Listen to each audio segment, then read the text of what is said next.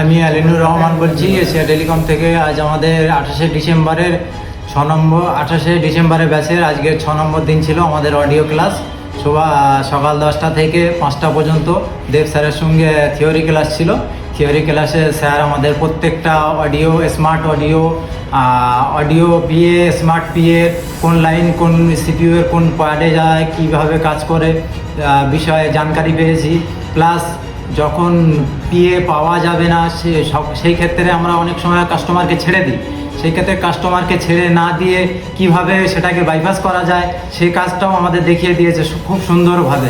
তারপরে আমাদের 5টার পরের থেকে এমডি স্যারের সঙ্গে সেটা আবার প্র্যাকটিক্যাল করা হয়েছে।